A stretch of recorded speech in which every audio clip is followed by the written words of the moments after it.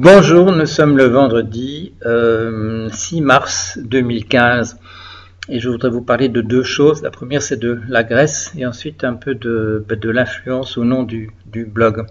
À propos de la Grèce, vous vous souvenez, il y a eu des élections législatives, c'était le 25 janvier de cette année, et en Grèce, qui ont amené au pouvoir le parti Syriza, qui a fait une alliance à ce moment-là avec un petit parti des Grecs indépendants pour constituer un gouvernement. Je ne sais pas si vous vous souvenez de cette époque lointaine, mais nous étions extrêmement appréhensifs.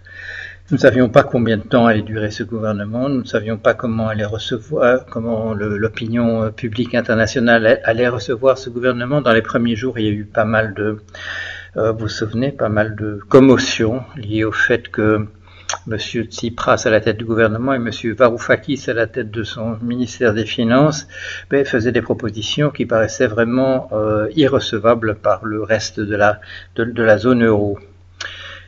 Si vous vous souvenez aussi de ce que moi j'ai dit à l'époque, j'avais dit la chose suivante. Avant les élections et au moment où on a connu les résultats, j'ai dit ils n'ont pas beaucoup de choix. Ils n'ont pas beaucoup de choix. De toute manière, des deux côtés, il faut que ça marche. Il faut que ça marche. Pourquoi? Parce que au niveau européen, et au niveau grec, il n'y avait aucune volonté d'arrêter la partie, de faire que cette zone euro s'effondre. Pourquoi? Parce que ça coûterait beaucoup trop cher à tout le monde dans la situation dans laquelle nous sommes. Et donc ça devait marcher. Mais on savait aussi que les différentes parties campaient sur l'opposition. Les Allemands et certains dirigeants de la zone Europe disant on va voir ce qu'on va voir, les engagements sont les engagements, les élections, même démocratiques, ça ne remet pas en question des traités ou des engagements sur le plan de la dette. Et ainsi de suite. Et de l'autre côté, il y avait le parti Tsipras, le parti de Tsipras, le Syriza, qui avait un programme extrêmement, je dirais, où on employait l'expression radical, souvent parce qu'on traduisait radical left de l'anglais, un programme en tout cas qui proposait autre chose que le TINA, que le There is no alternative dans la zone euro, de dire il y a moyen de faire autre chose que le détricotage d'État-providence, il y a moyen de il y a un truc qui me distrait. Il y a moyen de faire autre chose que cet alignement des salaires sur ceux du Bangladesh qu'on appelle la compétitivité. Il y a moyen de faire autrement que ce programme économique qui nous est légué depuis l'école autrichienne, en passant par l'école de Chicago, c'est-à-dire en fait un grand programme de rétablissement d'une aristocratie, mais une aristocratie fondée sur l'argent. Voilà. Alors on se disait ça va pas marcher du tout, et dans les premiers jours effectivement on nous a dit que ça ne marcherait pas. Et puis petit à petit on a mis de l'eau dans son vin, mais pas tellement comme on a essayé de nous dire du côté grec. C'est du coup c'est essentiellement du côté des Européens. Il y a eu des élections, un vote au Parlement allemand où il y a eu une quasi-unanimité à voter pour des mesures qui était nécessaire pour qu'on puisse soutenir la Grèce. Et puis ce monsieur Schäuble qui avait vraiment fait des rodomontades avant les élections, qui avait, vous vous souvenez peut-être cette conférence de presse où il battait froid monsieur Varoufakis et regardait chacun dans une direction différente, bien qu'ils étaient assis les uns à côté des autres. Et puis monsieur Schäuble commence à dire des choses relativement aimables, monsieur Juncker, etc. aussi, voilà. Et donc ça c'est une excellente chose. Alors, si on s'attendait à ce que M. Tsipras transforme l'eau en vin, si pour reprendre un autre exemple de notre littérature, on s'attendait à ce que M. Varoufakis transforme des citrouilles en carrosses, non, ça n'aura pas lieu. Il y a un certain nombre de contraintes qui sont liées, je dirais, à l'existence du monde physique qui fait que tout n'est pas possible. Mais quant aux exigences et quant à la plateforme d'un gouvernement avec le parti Syriza, eh bien, ils sont toujours sur les rails. Ils sont toujours sur les rails, quoi qu'on dise. Et Bon, vous voyez bien sur le blog, nous ne faisons pas justement pas de défaitisme sur ce plan-là. On apprend ce matin que un certain nombre de mesures qui avaient été proposées sur la plateforme justement de Syriza vont être probablement votées au Parlement grec, et donc ça a l'air de marcher.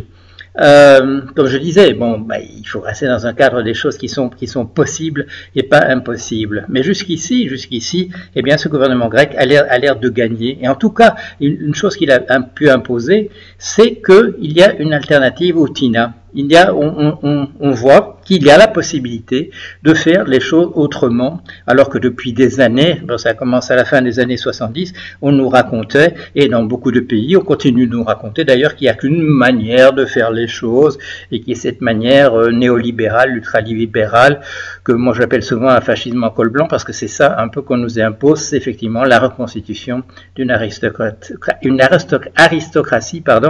fondée sur l'argent. Alors, jusqu'ici, je dirais qu'on peut être content. On aurait pu imaginer dans les jours qui ont suivi le 25 janvier, que tout ça ne durerait pas très très longtemps, que les choses rentreraient dans l'ordre du TINA justement rapidement. Eh bien, ce n'est pas le cas. Les Grecs poursuivent leur petit bonhomme de train. Et ça a l'air de marcher dans cette direction. Alors, comme je disais, il ne faut pas cracher dans la soupe en disant ils ont déjà tout perdu, ils ont fait des compromis, surtout à peu près tout. Non, ce n'est pas vrai. On continue dans la bonne direction.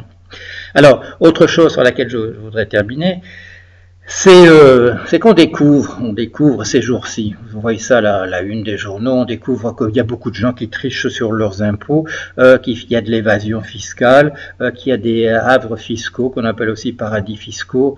On découvre que l'argent qui en 2010, de 2010 à 2012 a été donné à la Grèce, en réalité a été donné aux banques françaises et allemandes, et tout ça ce sont des grands scoops, et les gens font des hauts et des bas. Et comme vous le savez, bon, si vous avez lu le blog à cette époque-là, bien tout ça, on vous raconte déjà au fil des années la fraude fiscale. On vous a expliqué à l'époque que l'argent qu'on prétendait donner à la Grèce, en fait, on le donnait pour sauver les banques grecques, les banques françaises et les banques allemandes. Tout ça pour nous, ce n'est pas une découverte, c'est pas du neuf. Vous avez pu le lire ici. Alors, la question qui se pose, c'est pourquoi le fait que nous le lisions ici, pourquoi ça ne se répandait pas dans l'opinion publique, puisque si on fait des hauts et des bas, ça veut dire qu'on ne le savait pas, que je dirais la grande majorité des gens ne savaient pas.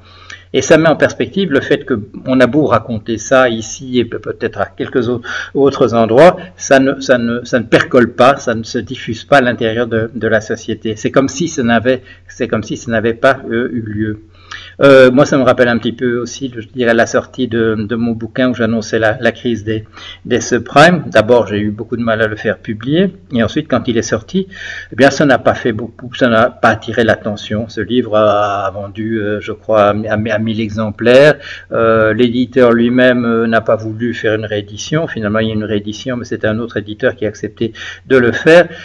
Tout ça, le fait qu'on explique, je dirais, avec une grande antériorité, un certain nombre de choses qui feront scandale par la suite, c'est un problème. C'est le fait que, malgré que vous soyez nombreux, c'est pas mal pour un blog d'avoir 100 000 lecteurs mensuels, eh bien ça ne diffuse pas dans la société. C'est-à-dire, c'est vous, les 100 000, vous représentez une partie de l'opinion publique qui n'est pas négligeable, mais ça ne communique pas, ça n'arrive pas au niveau des... Et je dirais à la limite, même quand j'en parle moi dans mes chroniques dans Le Monde, parce que toutes ces choses, j'en parle dans les journaux quand j'ai l'occasion de le faire, eh bien même là, ça tombe dans une indifférence générale, et il faut ensuite qu'il y ait une grande campagne de presse pour nous dire « Ah, les gens trichent sur les impôts » ou « Ah, l'argent qui a été donné prétendument à la Grèce, en fait, ça allait aux banques grecques, aux banques françaises et aux banques allemandes. Il y a un problème de, comment dire, il y a deux types de populations. Il y a ceux où ce type d'information circule et puis ça ne se diffuse pas à l'intérieur du reste du système. Et ça, c'est évidemment un problème. Il faut qu'on réfléchisse à ça et voir comment on peut dépasser, je dirais, ce petit cercle de gens qui savent toutes ces choses depuis pas mal d'années et puis l'opinion publique qui, elle, découvre tout ça. Il n'y a pas de communication, je dirais, entre le blog de Paul Jorion et TF1. Voilà. C'était la réflexion que je voulais faire pour cette semaine. À la semaine prochaine.